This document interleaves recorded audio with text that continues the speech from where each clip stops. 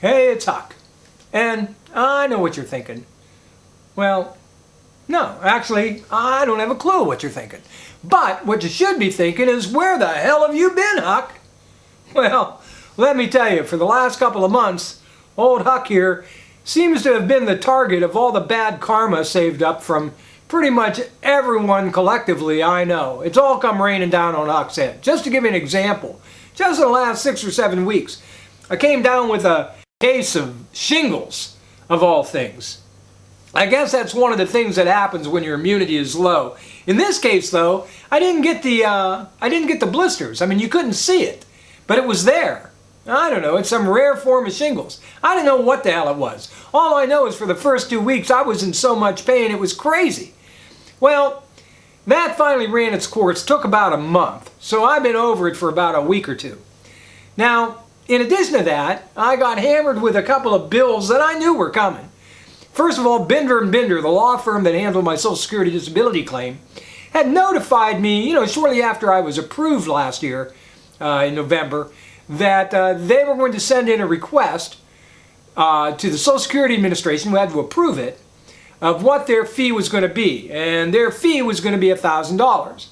Now, I was assured that the Social Security Administration might very well lower that amount before they approved it. And, well, anyway, I got word about a week ago that, Social Security Administration had approved the entire amount. So I have to pay Binder & Binder $1,000. I didn't get any back pay, so I have to pay them directly. And I'll be honest with you, I don't really have an argument with it, for the basic reason being that I know a lot of people that paid a lot more than $1,000 to their attorney and had nothing to show for it. But the fact is, $1,000 is about 1/13 of what I, get on Social Security, so it's going to take me a while to pay the full amount. I'm paying them in installments, and I hope they'll be satisfied with that. I also got a bill for my oxygen at long last. I knew since March that they were going to start charging me, until I pay my full deductible. And I finally got a bill, so I got to pay them basically the whole $300. And I paid them half of it this month, so again, I'll have to pay that in installments as well. But the other thing that happened here was, now I don't know if you follow sports like old Huck here, but here in northeastern Ohio, like most of my friends, I'm a big Browns fan, I'm a big Cleveland Indians fan, and of course I'm a big Cleveland Cavaliers fan. And the Cleveland Cavaliers did the impossible. They came back a week ago Sunday, and after being down 3-1, 3 games to 1, against the reigning world champion Golden State Warriors, they came back and won that series. And to do it, well, they had to not only beat the defending champion, but they had to win 3 games in a row, including 2 of them, on the Warriors' home court in Oakland. So needless to say, that was an amazing come-from-behind victory. It also earned the Cavaliers their first NBA championship in their history. More importantly, it was the first Cleveland championship in 52 years. That's right. The Browns hadn't won a championship since 1964. Now, I'm a huge Browns fan, but the truth is, 1964, I was like 8 years old. I wasn't following NFL football back then, so I couldn't even enjoy that. So, it's been a long drought, and for that reason, having won that championship, the city officials in Cleveland decided that they were going to honor the team with a once-in-a-lifetime parade in Cleveland. And that parade was held on Wednesday. Now, I'll be honest with you, I have a very good friend, his name is Dustin, and he's been coming over here almost, for every game that the Cavs are playing during the playoffs. So when the Cavaliers finally won everything, and they announced that they were having this parade, well, not only did I feel like I wanted to be a part of that celebration, but I knew Dustin really did too. So I promised him that we would go up there and try to take part of that parade. Well, let me tell you, whoever said what doesn't kill you serves to make you stronger, obviously had never been close to death, because that parade nearly killed me.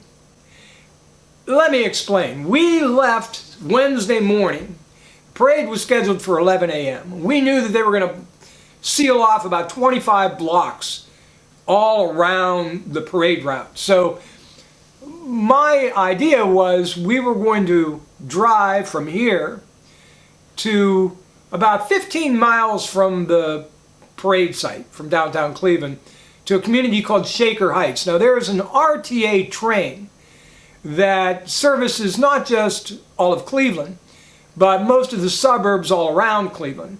And we could get on the very end of that one line, it's called the Blue Line, in a community called Shaker Heights, and take the train the last 15 miles into the heart of Cleveland and get out in the basement, or the, sub-level of a place called Tower City, which is, right in the midst of where the parade was being held. You go up an escalator, you're on the mezzanine level, you go outdoors, and boom, you're there. So that was my thinking. However, we left really early Wednesday morning. Wasn't feeling real good. Not really surprising. I never feel good in the morning. So I kind of, blew it off, and I brought my little portable oxygen because I knew I'd need it to do whatever walking I had to do. And we drove up to Shaker Heights. Well, we got there about 7:30 a.m. Every parking space in that city, and I mean every parking space in that city, was completely full. There was a 3-hour line to get on the RTA. So we knew that that wasn't going to, work. So we ended up driving into Cleveland to try to get as close to this, site as possible. And we figured, well, maybe we can get an RTA bus the rest of the way. The closest we could get was about 23 blocks from the parade route, East 30th Street and Cedar. We parked in the back of a McDonald's and just hoped they wouldn't tow my car. But there were no buses running along the parade route or from there to the parade route, so we ended up having to walk that 23 blocks. And let me tell you, I quit working more than a year ago because I couldn't walk the 3 blocks from the parking garage, to where I work. So 23 blocks I knew was, biting off a little bit more than I could chew. So needless to say, I made numerous stops along the way. I don't know, 10 or 15 stops. Just to stop, catch my breath for a minute, and then try to move on. But eventually, by 9:30 a.m., we were on site. We had reached near the corner of Carnegie and East 9th Street. It was about 9:30 a.m., or about an hour and a half before the parade was scheduled to begin. I don't know, in the span of time between time we got there and the parade actually began, the street started filling up with people. And I told Dot, I said, look, when this thing gets underway, you go ahead, get into the street and, get in the middle of that mob and, get the best view you can. Don't worry about me, because I'm not going to be able to do that. I'll just sit back here. I ended up standing on my chair during moments of the parade trying to catch a glimpse. But the truth was, there were so many people in the street that very little of the video that I shot was able to really get much, unless the people were like elevated on some of the units in the parade. There were some flatbed trucks and some other things that gave me a better view, but for an awful lot of it I couldn't see anything. Dud, however, got some shots much better than I got, and so I'm going to show you a couple of those. One was when Coach Tyronn Lue, along with a bunch of his assistants, came by.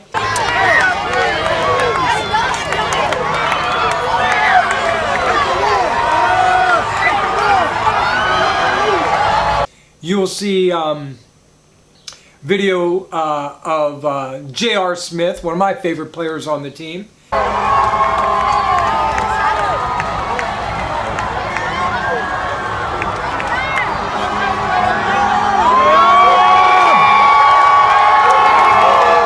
You'll see the rapper from Cleveland, MGK, stands for Machine Gun Kelly.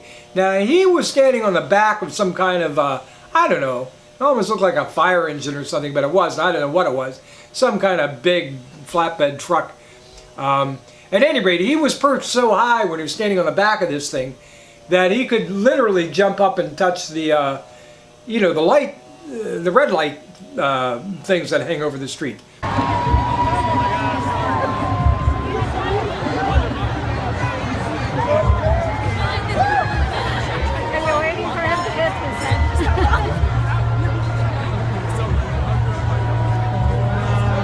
And at one point, he climbed up on one and then dropped back down.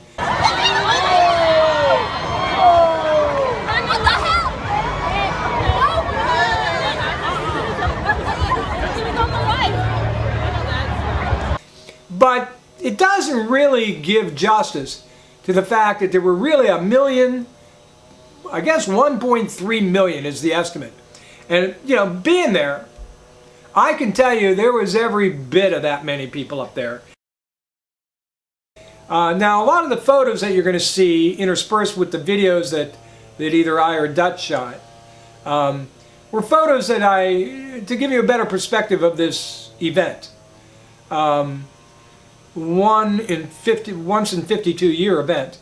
I got on the internet and I just downloaded a bunch of photos that I thought were kind of, you know, give you a pretty good understanding of what it was like to be there and what we witnessed. So, you know, most of the photos you'll see were taken by others, and just to let you know. My problem was on the way back. We watched most of the parade go by, but finally, you know, it had been so hot, it was like over 90 degrees. And I hadn't had anything to eat or drink that day. I think I drank 1 cup of coffee before I left in the morning. And big mistake. I was obviously dehydrated. When we left the parade, if it took me 10 or 15 stops, you know, to walk the 23 blocks to the parade route, it must have taken me 75 or 80 stops. I mean, I literally could not walk at times more than 20, 25 feet before I had to sit back down. And this is walking with oxygen on. I can't remember the last time I was so, you know, had such difficulty catching my breath. Somehow, I mean, though it took forever, somehow we did manage to finally get back to my car. But the next successive 5 or 6 days, I was just terrible. I came down with some kind of horrible, you know, just full congestion in my chest. And thank God I still had some antibiotic left. And I started taking that Sunday morning. It was either that or I was going to go to the hospital. And within 24 hours or so, it started clearing up a little bit. And really today, 1 week to the day of the parade, is the first I've actually felt really good. It seems like it's been, I don't know, an awful long time since I posted a video on this channel. And I apologize for that. I did post a video about 3 weeks ago on my second channel, something that I've long ignored. I call it my political channel. It's Huck at Home. Right in the aftermath of that Orlando shooting, I just had been, I don't know, just so saddened and so disheartened by this continuing unfolding of gun violence in this country, and this one in particular. I don't know. You know, I had some thoughts. I've said so much over the years. I've posted so many videos over gun violence and the NRA and all of that, and I didn't really want to get into all of that again. Simply because there's nothing more I can add to what I've already said. So I don't know. You know, I guess I focused more on the target of this shooting, being the gay nightclub down in Orlando, and so I kind of took a moment to focus on, I guess, religion as a for my little rant. But at any rate, if you haven't checked that out, it's on my other channel. And I want to thank you for being patient. I'm so sorry it's taken me so long to post something. So I thank you for watching. Be kind to one another. I'll see you again real soon.